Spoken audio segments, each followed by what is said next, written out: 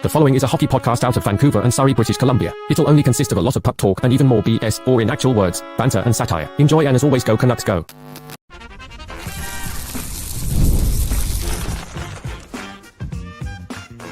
You're Locked On Canucks, your daily podcast on the Vancouver Canucks. Part of the Locked On Podcast Network, your team every day. People, we back doing this, and that's talking about Elias Pettersson and Elias Pettersson and Elias Pettersson. My name's Kyle Bhawan. That right there is Trevor Beggs. Some technical difficulties off the top because he hasn't plugged in his mic yet. Why? Because he's a father. He's a father. He's got to plug into the kitchen, okay? He's got to plug into the Netflix and set his kid straight before he does this podcast. He'll join us in a couple seconds. He's making a little bit of noise now. Sorry for the audio listeners. That's life. Speaking of the noise, I think we've heard some updates on Elias Pettersson possibly being traded, and whether they're positive or negative updates, that's up to you and you and you and you. But Trevor, supposedly it's going to be hard for this guy to waive that no movement clause. That being said, these two, aka the Vancouver Canucks and Elias Pettersson, have to break up. But before we get into all that, Trevor, how you doing? And welcome to our lives. Welcome to our lives, covering the worst team in the NHL on a franchise altering losing streak here. Look, with Elias Pettersson, I don't know if there's much explaining here. I know there's some Pettersson fans in this market. I know there's obviously a lot of people who are not happy with Elias Pettersson. I mean, Kyle, look, the last time this guy was playing at a superstar level, he had 13 goals in 14 games in January of 2024. That was 2 years ago. Since then, he has 36 goals in his last about 150 games. I mean, this is a guy that scored 39 goals in a single season in 2022-23. Look, he clearly still has some game, right? He can play defensively. He's got some skill with the puck, but the speed's gone. And more importantly, just the chemistry is gone in Vancouver. He doesn't have chemistry with the guys here. He's now the number one center on this team. And look, he's better suited to being the best second line center in the league on another team. It's just best for the Canucks and Pettersson to move on. They're not going to be competitive anytime soon. Pettersson's not getting any better. He's not getting any younger. He's only going to be better in another team. So, look, I think the rumored interest from other teams makes sense. You know, the center ice position, we saw how hard it was for the Canucks to get a second line center. I mean, there's a lot of teams around the NHL that could use help down the middle, and Pettersson can help with that. It's a matter of just. I don't know about that, Trevor. Like, come on, okay? Oh, come on! Like you I know you got your Pettersson, your Pettersson hatred boner going, man. But look, this guy is still a good NHL player. It's just clearly not working here in Vancouver. No, 100%. And I think like any second line center that you acquire obviously could help you if you're missing a second line center. But you could make the argument that there's still probably like 15. I got to do the math, but there's probably a crop of second line centers that are better than Elias Pettersson right now. And speaking of like the lack of offense in recent history, I think some Canucks fans out there believe that when we get Stenberger, when we get McKenna, like things are going to fly, this and that. But yo, this guy has like 100 points in his last 160 games. And if it's not 100 points, it's like 105 points. You know, Trevor alluded to like how this guy has less than 40 goals in his last 2 years. So what are you seeing that I'm not seeing that tells you that McKenna and Elias Pettersson are going to have this crazy chemistry? Like, where's the breakaway speed? Like, he still does his dekes every now and then, but where's his finishing? It's not there. And this guy has what? If I'm correct, does he have 2 assists or 5 assists since like December 1st? That crazy stat that Jeff Patterson like spewed out. Like, I don't care what wingers you have, and obviously your wingers got to convert.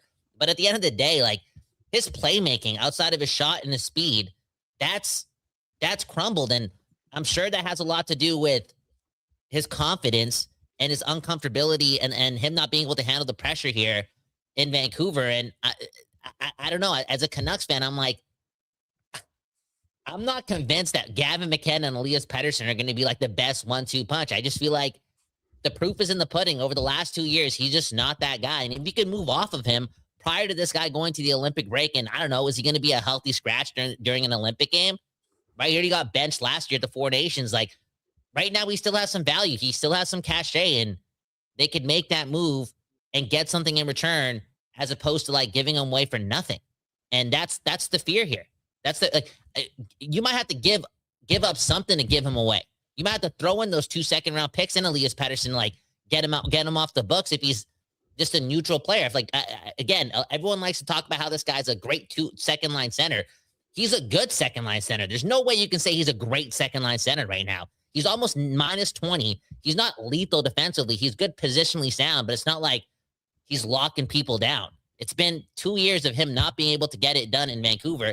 And honestly, as a hockey fan, Trevor, I'll throw it to you this way. I don't care if I'm wrong. Personally, people may think this is crazy. I somewhat want what's best for Elias Pettersson. Maybe when he leaves, he gets that fresh start. That's the kick in the ass that he gets. Like, that's probably rock bottom for him when it comes to like his NHL career. Like, wow, Vancouver gave up on me, like maybe it wakes him up and then he has like, he has a resurgence and he is a 70 to 80 point guy. He's confident. He has that pep in his step, but I just don't see that happening in Vancouver, Trevor. And then we hear Adam Foote's comments last night about how the veterans just give up. They're the ones that are defeated first. Like, you don't need to be a mind reader to know who he's talking about. It's Elias Pettersson. And the fit is just not right here in Vancouver. And for both sides, I think it's just best to move on. Yeah, I agree with you. It's best to move on, but I'm disagreeing with a lot of what you're saying, bro. Look, even last night, we'll talk about the veterans a little bit later on. I don't really think Elias Pettersson was the main guy that Adam Foote was trying to call out. Now, that being said, he's skating around there without an A on his jersey. He was, Trevor. No, I mean, look at the 6-on-5 situation. Look at the 6-on-5 situation last night. Adam Foote's been here for a couple of years. The coaching staff has openly, over the last couple of years, saying this guy doesn't want to meet us halfway. This guy doesn't train hard in the offseason. He comes out of shape. You know what I'm saying? Adam Foote's been around for all that, and Adam Foote mentioned what he said, like, oh, the veterans on this team feel defeated. Like, you don't think he's alluding to Elias? Who else is he talking about? You think he's I talking think the three guys he was talking about last night were the 3 guys that weren't out there in 6-on-5. I think he was talking about Jake DeBrusk. I think he was talking about Brock Besser. I think he was talking about Connor Garland. Lunch, bro. He's talking this. They're talking about Elias Pettersson, man. They're talking about Elias Pettersson is not a guy out there slamming the gate at the bench, man. That's a Connor Garland thing for sure. He has his head down. He's like doesn't ignite, and like he has that body language that's kind of similar to Quinn Hughes, to be honest, as well. Like that defeatist mindset. Like there's just there's no pep in the guy's step too. Like it's just like a toxic relationship right now, whether it be with the fans or versus Elias Pettersson. It's just like the whole thing. It's the whole thing. It's the organization too. They've talked so much shit about this guy over the last couple of years, and this year we haven't gotten that up until yesterday because Adam Foote's the coach, but. Look at Rick Tocchet's press conference at the end of last year. Like, he wasn't convinced that Elias Pettersson was going to meet him halfway after this team missed the playoffs and fell on their ass, and Elias Pettersson had like 50 points last year. He wasn't convinced that Elias Pettersson wasn't going to listen to a head coach that's doing pretty well in Philadelphia, has won Stanley Cups, has been around Sidney Crosby. He wouldn't even listen to the head coach. There was rumors last summer, I think it was actually last summer or the summer before that, where Trevor Linden was saying, he's not even connected with Henrik and Daniel Sedin. It's like, what are we doing here? What are we doing here? Yeah, look, I'm agreeing with you in the fact that it's a toxic relationship and the Canucks need to move on. But to say that Foote's like just calling out Elias Pettersson, it's not true. I don't think that's the case at all. I think he's calling out multiple veterans on this team. I think Foote finally had enough last night. Like finally, after the 11th straight loss, he starts calling out the veterans on this team. But again, Kyle, look at that 6-on-5 situation. You had Drew O'Connor and Nils Höglander out there instead of Jake DeBrusk, Connor Garland, or Brock Besser, right? Elias Pettersson was still on the ice out there trying to make things happen. And look, I've seen his ice time slash for the past couple of games as well, right? And I think that might be a little bit of a shot at Elias Pettersson too, but he is still one of the only guys who's been scoring at even strength over this losing streak. And I know, I get the wing argument too. Like none of the Canucks wingers are playing well. Connor Garland's had a brutal stretch since coming back from injuries. He's been on the ice for 8 goals against 0 goals for. We all know about Brock Besser. He can't score anymore. Jake DeBrusk can't score at even strength. Like, I know Elias Pettersson isn't the player that we all want him to be, and nowhere near close to it. But look, he's still driving play more than most other Canucks, and he's having to do it by himself. But Trevor, what is he doing by himself? He's getting paid $11.6 million, and this guy has 6 points in his last 10 games.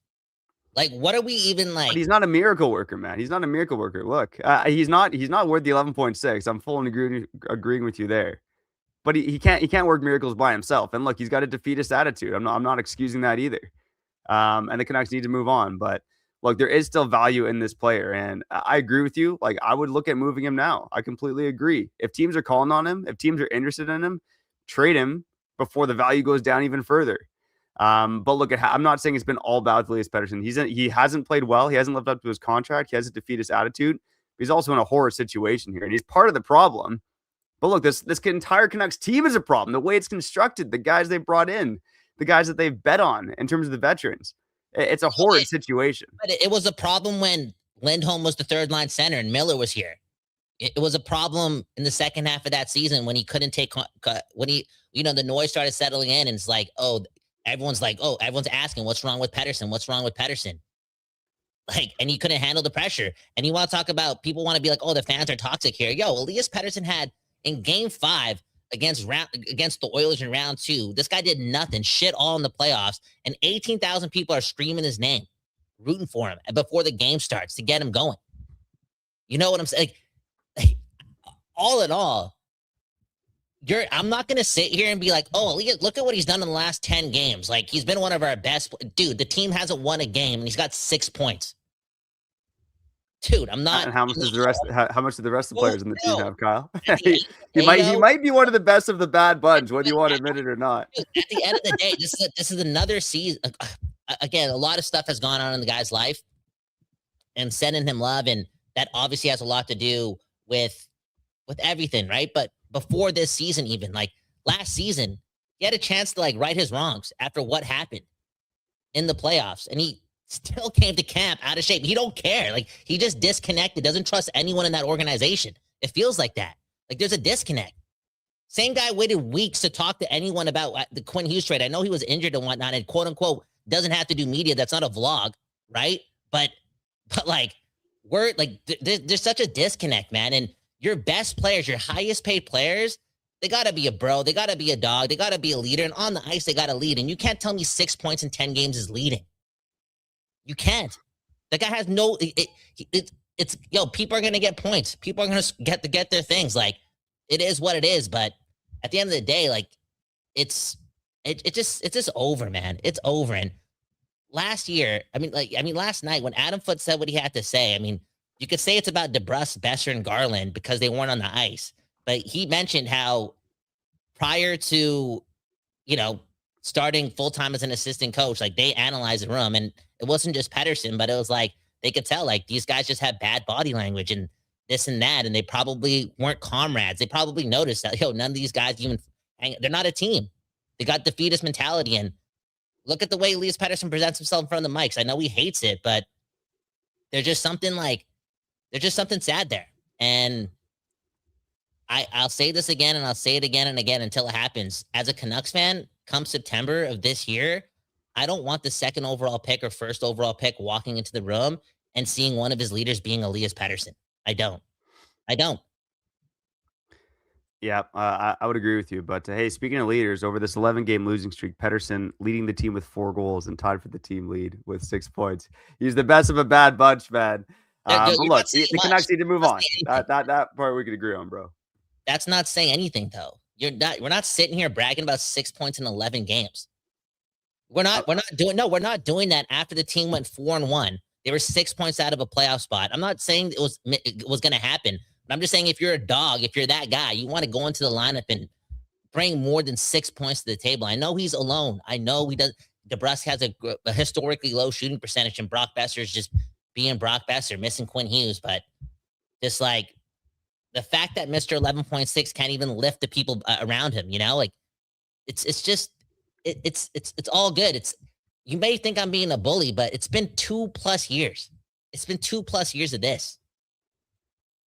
And some of the actions are inexcusable, like showing up to camp out of shape and being disgruntled. Like, it's over, man. It's okay. These things happen in sports. He's going to move on. We're going to trade him. We may not get this and that for him, but it'll reset the whole culture, and he can go enjoy his life somewhere else and be a great player. And that's life. That's life, man. Well, speaking of enjoying his life somewhere else, let's cut to a quick break here on this side. I do want to talk about some of the teams who have Anderson Pettersson. We'll talk about that on the other side here on Locked On Canucks. All right, man. Before we get back to the show, let's shout out our friends over at Gametime. Man, oh man, 6 games left on this 8-game homestand. Your boy, Tank Commander Beggsy, I've now been in the booth for 12 games this season. The Canucks have lost 11 of them. I'm the guy you want at Rogers Arena. Team Tank, baby. If you want to be a part of Team Tank and see all the action for yourself, I'll go find Canucks tickets on Gametime because they get the lowest price guarantee, baby. And if you want to find tickets for anything else, whether it's the Seahawks this weekend, let's go. Any other NHL teams, concerts, comedy, and more, make sure you check it all out on Gametime. So take the guess. We're going to buying tickets with Gametime. Download the Gametime app today and use code LOCKEDONNHL for $20 off your first purchase. Terms apply. That's code LOCKEDONNHL for $20 off. Download Gametime today and get your tickets right now. Boom, bam. Shout out to Gametime.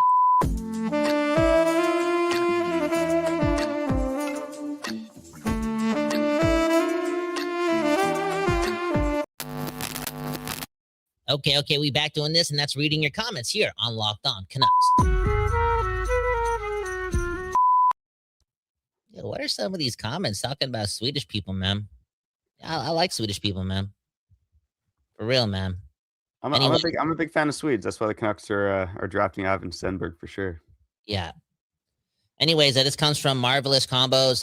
None of this matters, aka Elias Pettersson, 6 points in 11 games and being the best player on the team when he gets paid $11.6 million. I'm on that boat too. Again, enough is enough. Like, it's been 2 years of this stuff. And Greener's saying, put anyone on this team and they won't produce with this lackluster forward group. Well, there's a lot of truth to that, but there should be an emphasis on having players do the most with what they have, especially when they're getting paid like 10%, like so much of the cap. Like, you're the guy that's supposed to lift everyone up. And that's not going to happen. And with Elias Pettersson, proof is in the pudding. And I don't know, man. It's just, you could say I'm frustrated and being an asshole, but I'm over it.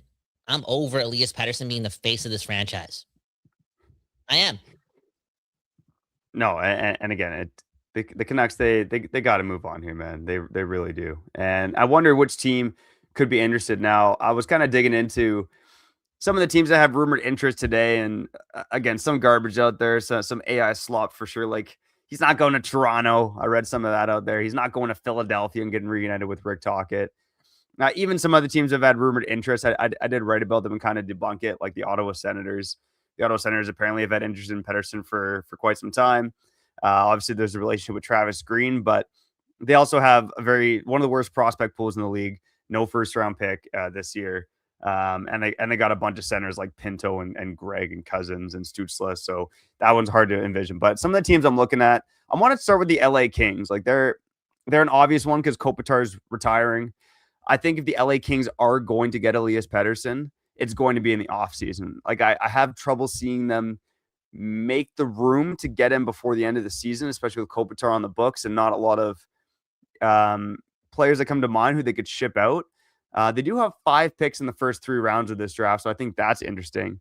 Another thing worth noting that maybe people don't know is that Pettersson's wife lived in LA for 13 years of her life. So probably, what is she? Pettersson's age, about half her life she's lived in LA. So I think that's a place that Pettersson, I could easily see him waiving his no trade clause to go if the LA Kings are willing to pay up and get him, Kyle. I could see that too. And that would be, let me throw this to you. Cause again, like, we're going to do this for so long until Elias Pettersson gets traded. Like, when he gets traded and let's say he does really well, let's say he gets traded in the Pacific Division to LA, like, is that going to add fuel to the fire? Like, when it comes to Canucks fans and their relationship with Elias Pettersson? Because in my opinion, and I was partially joking about this like last year when all this was like really coming to fruition and him and Miller beefed it out, couldn't take their job seriously, didn't care about winning, didn't care about the fan base, thought about themselves. I said, yo, like, he's going to be as hated as Mark Messier. And I feel like, and this doesn't matter. When he gets traded, separate yourself from Vancouver. But if he continued to struggle, we'd have a softer time with Elias Pettersson. Like, yeah, like, things happen, I hope he's happy. But if he does well, especially in the Pacific Division, every time that guy comes to Rogers Arena, he's going to get booed, like, a significant amount. Yeah, absolutely. Now, my fear is that the Canucks, again, being worried about Pettersson lighting it up with another team, won't trade him to the Pacific Division. And I hope that's not the case. I mean, they've certainly shown a willingness to deal with divisional opponents like the Sharks, like the Oilers, and the Flames, right? So I hope that's not the case, but I do wonder about that when you talk about trading a guy like Elias Pettersson. Um, yeah, and he would be getting booed. Now, the Mark Messier wounds, there's been a lot of time to heal over that. Pettersson's fresh, but Mark Messier, I think, is still the bigger travesty in Canucks history. Yeah, but here's the thing though. Like, when it does happen, and this is not me being a propagandist and like trying to like switch the narrative, but remember what came post Mark Messier. That was the start of one of the greatest eras in Canucks history. Like, I know they only made one Stanley Cup Finals and didn't have a ton of playoff success, but that's it's all good. Like, our history sucks, so when you always make the playoffs, like, that's the best era in Canucks hockey. Anyways, Matthias Olin, guys like Marcus Naslund. What did they say about Mark Messier? What did they say? Like, Mark Messier helped set them up because he taught them how to be a pro. You think Z Bulliam guys are just going to say that about Elias Pettersson? You think? I don't think so. And again, years ago, and well, for months and months and months and years now, it's like we've been hearing how this guy doesn't prepare in the offseason. Like, it's not like, he's not one of the guys that comes to camp in the best shape. It's like little things like that. And bad energy, bad vibes. Like, I'm assuming Mark Messier getting paid a lot and they were losing a lot. I'm assuming he was smiling a little bit more, helping other guys become pros. And I know it came with a lot of chaos. Linden getting traded, all this jazz, him signing his contract on a napkin and getting like revenue splits with the Canucks or whatever and suing the Canucks after. Like, I know that sounds crazy, but he did help set up the next era of Canucks hockey by teaching the young guys how to be pros. And I'm concerned that Pettersson's nowhere close to doing that. And you mentioned how Adam Foote doesn't even talk about Elias Pettersson, who's the highest paid guy on the team by a landslide and putting up 50 points in 80 games. Yo, he doesn't even mention Elias Pettersson as a leader. So trust me, like, there's a chance. There's a chance. This guy's to a point, yo, for real. You make a compelling point, man. I mean, very different personalities than Mark Messier and Elias Pettersson, but yeah, he's not the kind of vocal rah-rah leader who has cup experience where he can teach younger guys in an organization. Kyle, a couple more minutes because I got to get out of here and pick up my daughter from school. Carolina is an obvious team in terms of interest with Pettersson. I don't know if there's too much to go into there. We've talked about that already. Detroit, I think, still makes sense. I think interesting to note that Yzerman, obviously there's rumors about Hughes going there, but Yzerman didn't want to do it because, he couldn't sign Hughes to an extension. It didn't have that certainty. At least he got contract certainty with Elias Pettersson. And the Wings, I think, they got a couple young centers they could give up in a deal too, right? And I'm sure the Canucks are going to look for that if they trade Elias Pettersson. A few other teams, if you want to check out the article at Daily Hive I just wrote, but the last team I find really interesting is the Utah Mammoth. That's a team that obviously that whole franchise has been trying to make the playoffs for a long time, right? Like the Coyotes haven't made the playoffs aside from the bubble year since 2011, 2012. Like, it's been a long stretch of mediocrity. A lesson for Canucks fans, hopefully, in avoiding that. But Utah, I think they've got uncertainty at center ice, right? You got Logan Cooley, who's injured. Nick Schmaltz is a pending UFA. And then you got Jack McBain, Kevin Stenlund, and Barrett Hayden. Like, maybe there could be a Kotkaniemi situation where you take on a McBain or a Barrett Hayden. Barrett Hayden is an RFA at the end of the season. Maybe juice the return for Pettersson that way. But that's a team I think that would be looking to add a player behind Cooley at center ice to help them out. And they got some young prospects too. I don't think you're going to get like a Day Saunier or a Tidjagin out of that organization, but maybe you can get like a Daniel Butt or a Cole Baudouin, who was just with Team Canada at the Olympic or the World Juniors. So I think Utah, LA, Carolina, and Detroit are kind of the four teams I would be keeping in mind for potential trade for Elias Pettersson. We'll see. I mean, I would take anything, bro. Like, I'm scared that, like, again, when the Olympics come, and I hope he has a great tournament for himself and for his country and for the trade value and all that jazz. But I just hope that after the Olympics, his trade value doesn't go down because everyone's going to be watching and the narrative could quickly shift. Yo, it really could. It really could. Just as quick as it shifted from Sherwood getting a first into this, right? Just 2 second round picks. Like, these things matter. And if Elias Pettersson doesn't have a good Olympics and Sam Olan or whatever the guy's name is, the head coach, benches him again in a must-win game, imagine that narrative, okay? For real. Anyways, Trevor, I'll go pick up your daughter. We'll read some comments on the other side. You're listening. Watching. Yes, watching. Locked On Canucks.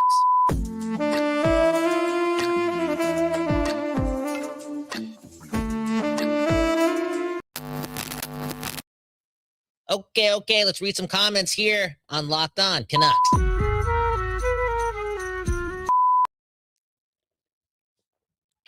Man. Where should we go here, man? A lot of things happening here. Callum saying uncontrollably crying. I think he's talking about me. Some people think I'm being an asshole. Some people think I'm whining too much. Yo, man, I will get to the other side, okay? I think when we get more draft picks and we trade more of these guys and the vision is even more clear, we'll be drafting different prospects on every episode of Locked On Canucks, and I'll be seeing the hope and all that jazz. But I don't know. Adam Foote's comments last night got me fired up, and it's making me think again of how important it is for this team to just move on from still so many guys on this team, including Elias Pettersson. Anyways, next comment. Man, oh man. Greener saying to one of our fans, I'd love to see you go to another fan base. I don't know if you're even talking to me about that. I've had some of that energy again. Kyle, you're always whining about this team. Boom, bam, all this jazz. At the end of the day, this team's lost 11 straight. We're tanking. You have the best lottery odds. We have a direction. We just traded a player, our leading goal scorer, for 2 second-round picks. We didn't do that last year with Pius Suter and Brock Besser. So at least we finally have a path. And to be honest, that is leading me to be optimistic. But again, I'm still whining a lot here and there because at the end of the day, I feel like I'm a little traumatized still, or a little scarred and a little scared that we're going to be walking into September and this team is still going to be led by guys who continually, A, can't get it done in Vancouver, and B, want us to feel sorry for them. I don't like that. But as Greener is saying, Kyle, quote unquote, be quiet. We got a 7-point gap in the basement. The Canucks are quote unquote winning. Speaking of which, can we get into Quinn Hughes talking about how the Minnesota Wild are a better team than the Vancouver Canucks openly? I think they almost have like double the amount of points as us. And, this caused some frustration in the market. Obviously, we're sensitive right now. That all being said, I don't think I was that pissed off, right? Clear misinterpretation of whatever Quinn Hughes was being asked, right? That's life. Quinn Hughes not the best in front of the microphones too. That being said, it does hurt. It does hurt. When Bo Horvat left, he took a shot at Vancouver. Again, probably didn't think it was a shot, but it felt like a shot to some. Quinn Hughes doing that yesterday with his comments. And yeah, it's like it just don't stop. It just don't stop. And to be honest, like, I want to ask Canucks fans this, literally before I sign out. Like, how do you feel watching Minnesota Wild games? Because I do. I still watch them. Quinn Hughes is one of my favorite athletes to watch, even though he quit on the Canucks, one of the worst captains in Canucks history, quote unquote. How do you feel watching him? Like, as much as I despise the fact that he quit and he brought some of that bad body energy and that bad voodoo and that bad aura into the room. Again, if Quinn Hughes is moving like that, yeah, he's good on the ice, but if you got to see in the dressing room and you're moving like a sad boy, everyone else is going to be sad, right? You're going to set the tone. There's no chance for camaraderie when your captain's moving like that. All that being said, I'm jealous of the Wild. I'm jealous of the Wild because, albeit a couple of struggling moments over the last, 10 days and whatnot, a couple of injuries here and there. They're a good team, and they're a good team equipped with Quinn Hughes. And they're dealing with a couple injuries, like I said, but that's only leading for Quinn Hughes to have the puck more. And that guy is so fun to watch when he always has the puck. There's been so many moments in his time in Minnesota, and this was the same case in Vancouver, but it looks better in Minnesota because, again, they're winning a bit more games, that he clearly looks like the third best player in hockey. Like it's Connor McDavid, it's Nathan McKinnon, or it's Nathan McKinnon, it's Connor McDavid, and then it's Quinn Hughes. And honestly speaking, I don't watch a lot of Avalanche games, but something just tells me that game in and game out, yo, he's a lot better than Cale Makar. Just a treat to watch. He has that Steph Curry, Connor McDavid-like effect. Like when Hughes is playing hockey, you got to turn on the TV to watch him play.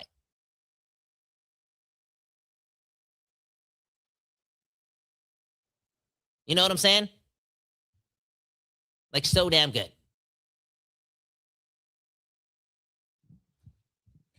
And we were so blessed to be watching that, even in a losing environment, because, again, we're so addicted to this team, and it's been so dreadful for, like, again, a decade. And for 7 of those years or 6 of those years, Quinn Hughes was here. And he still made it kind of, like, fun to watch, even through all this misery. And for whatever reason, like, today, on a day like today, I kind of miss him.